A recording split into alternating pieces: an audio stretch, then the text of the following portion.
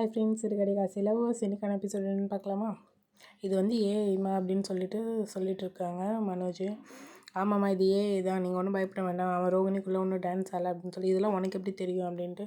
நீயும் ஒரு car driver, உனக்கு எப்படி இதெல்லாம் தெரியும் அப்படின்னு. அதுக்குள்ளே மீனா, கார் டிரைவராக இருந்தால் உலக நாலேஜ் எதுவுமே தெரிஞ்சுக்கூடாதா அப்படின்னு சொன்னோடனே வாய முடிப்பா. அதுக்கப்புறம் செலவுக்கு வந்தோடனே முத்து கேட்பான், எவ்வளோ பணம் ரெடி பண்ண முடியுது? 1,40,000 என்னால் ரெடி பண்ண முடியுது, என் பொண்ணாட்டி நகை எல்லாமே வச்சோம். அப்போ இன்னும் எவ்வளோ மீதி 3,60,000 இருக்கா? சரி நானும் பார்க்குறேன் என்னன்ட்டு அப்படின்ட்டு சொல்லிட்டு வருவாங்க.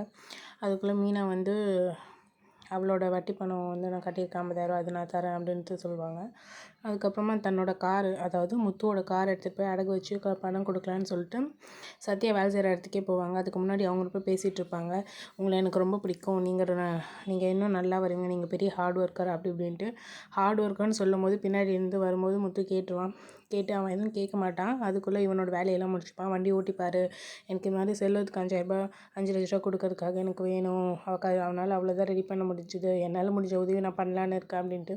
சரி மாமா, நான் வண்டி ஓட்டி பார்த்து கண்டிஷன் எப்படி இருக்குன்னு பார்த்துட்டு காசு கொடுக்குறேன் அப்படின்னு சொல்லிட்டு வண்டியில் ஓட்டி பார்த்துட்டு அதுக்கப்புறம் காசு கொடுக்குறேன்னு சொல்லிட்டு மேலே வாங்கன்ட்டு கூப்பிட்டு போயிட்டு ஃபார்ம்லலாம் ஃபில் பண்ணி காசு வாங்கிப்பாங்க. அதுக்கப்புறம் செல்வத்தை வர சொல்லி இந்த மாதிரி காசு தருவாங்க, நீ வாங்கிக்கோ, எனக்கு ஆர்டர் வந்திருக்கு, நான் போகிறேன் அப்படின்னு சொல்லிட்டு கிளம்புவாங்க. ரொம்ப நன்றிப்பா அப்படின்ட்டு. இதுக்கெல்லாம் என் நன்றி, நீ வந்து டியூ கரெக்டாக கட்ட, எனக்கு அது போதும் அப்படின்னு சொல்லிட்டு முத்துவாங்க வந்து கிளம்பிடுவாங்க. அதுக்கப்புறமா சத்யா என்ன பண்ணுவான், ஃபோன் பண்ணி சீதா கிட்ட எல்லாத்தையுமே சொல்லிடுவான். இந்த மாதிரி மாமா வந்தது போனது எல்லாமே அவங்க அம்மாக்கிட்டே வீட்டில் போய் சொல்லிடுவான். அவங்க அம்மா வந்து தங்கச்சி அக்கா 2 பேரையும் கூப்பிட்டு பேசுறதுக்காக கூப்பிடுவாங்க.